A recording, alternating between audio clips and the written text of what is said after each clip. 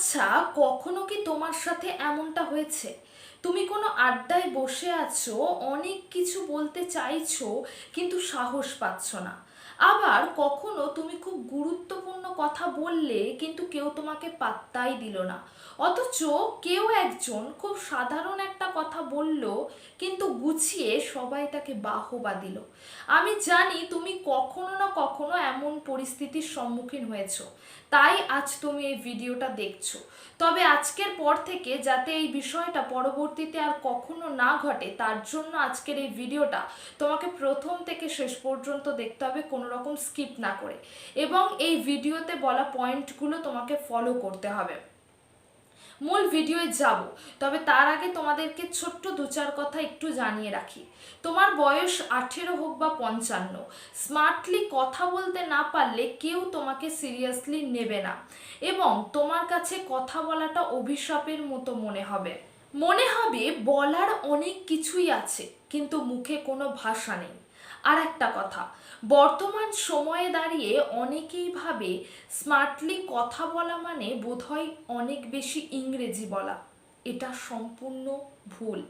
কারণ আজকের এই ভিডিওতে আমি এমন 3টে ট্রিক্স তোমাদের সাথে শেয়ার করব, যেটা শোনার পর কাল থেকে মানুষ তোমাকে আলাদাভাবে সম্মান করবে, এবং লাস্ট পয়েন্টটা শুনলে তোমার জীবন রাতারাতি বদলে যাবে। এই রকম আরও প্রতিনিয়ত মোটিভেশনাল ও রিয়েল টক টিপস পেতে আমার চ্যানেলটাকে এখনই সাবস্ক্রাইব করে পাশে থেকো। চলো এবার সরাসরি মূল ভিডিওয় চলে যাওয়া যাক। পয়েন্ট নাম্বার 1, কম কথা, গভীরতা বেশি। সবার প্রথম তোমাদের একটা ভুল ভাঙায়। স্মার্ট হওয়া মানে বক বক করা নয়। 18 বছর বয়সী তরুণরা ভাবে অনেক কথা বললে বোধহয় হিরো হওয়া যায়, আর 55 বছর বয়সী মানুষরা ভাবে যে অনেক বেশি উপদেশ দিলে বোধহয় বেশি গুরুত্ব পাওয়া যায়। এক্ষেত্রে দুজনেই ভুল। এবার কেন, সেটার প্রসঙ্গে আসি। স্মার্ট হওয়ার প্রথম কথাই হলো listen more than you speak. যখন তোমার সামনে কেউ কথা বলবে, তখন তুমি তার চোখের দিকে তাকিয়ে থাকো এবং তার কথাটা খুব মন দিয়ে শোনো। তবে সে কথা শেষ করার সঙ্গে সঙ্গেই তুমি তোমার উত্তর দিতে যেও না। সেই জায়গায় 2 সেকেন্ডের পজ নাও, এবং 2 সেকেন্ড পজ নেওয়ার পর তুমি তোমার কথা শুরু করো।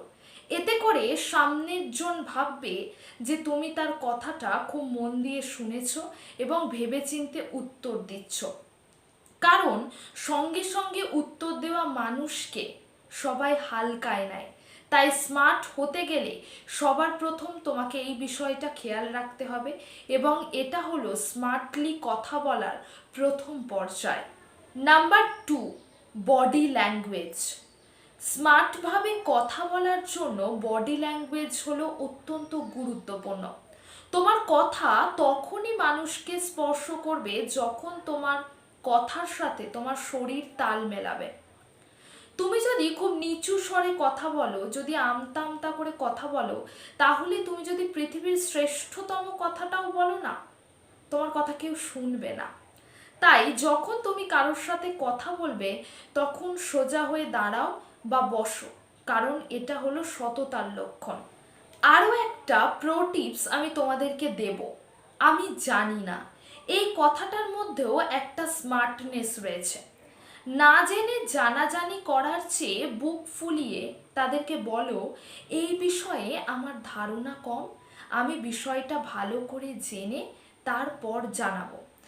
দেখবে তখন তোমার আত্মবিশ্বাস আরো 10 গুণ বেড়ে যাবে। এটা হলো 55 বছর বয়সী মানুষদের কাছে আভিজাত্য, এবং 18 বছর বয়সী তরুণদের কাছে এটা ম্যাচিউরিটি। তাই স্মার্টভাবে কথা বলার জন্য অবশ্যই এই বিষয়টা একটু খেয়াল রেখো। পয়েন্ট নাম্বার 3, কি বলবে তার থেকে অনেক বেশি গুরুত্বপূর্ণ কিভাবে বলবে। স্মার্টলি কথা বলতে পারার এটা হলো তৃতীয় এবং সবচেয়ে গুরুত্বপূর্ণ একটা পয়েন্ট। যে কোনো সাধারণ কথাকে অসাধারণ বানানোর জন্য তোমাকে কথা বলার পদ্ধতিটাকে পরিবর্তন করতে হবে। কিন্তু কিভাবে? ধরো তুমি কাউকে বলতে চাইলে যে সে ভুল, তুমি যদি তাকে সরাসরি মুখের উপরে এটা বলো যে আপনি ভুল, তাহলে সে কিন্তু রেগে যাবে। কিন্তু তুমি যদি একটু কথাটাকে ঘুরিয়ে স্মার্টলি ভাবে তাকে বলো যে আপনার পয়েন্টটা বুঝতে পারছি, কিন্তু বিষয়টাকে এইভাবেও ভাবা যেতে পারে, বিষয়টা কি বুঝলে? তুমি তাকে ভুল প্রমাণ করলে, কিন্তু আবার তাকে সম্মানও দিলে।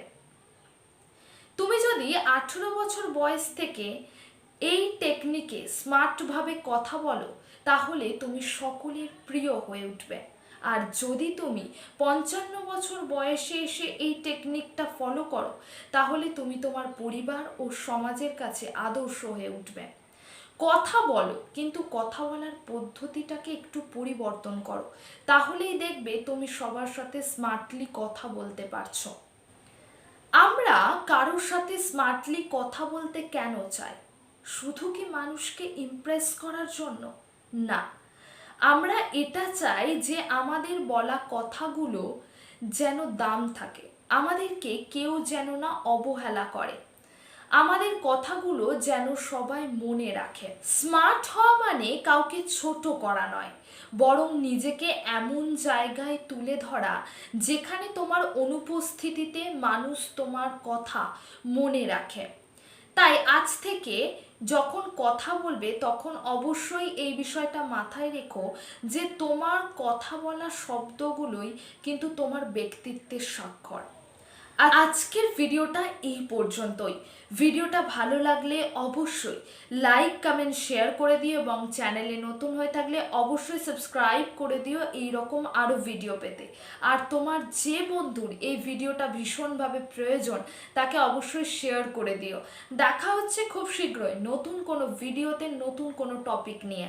ততক্ষণের জন্য সকলে সুস্থ থেকো, ভালো থেকো, আর অলওয়েজ এইভাবেই নিজেকে মোটিভেটেড রেখো।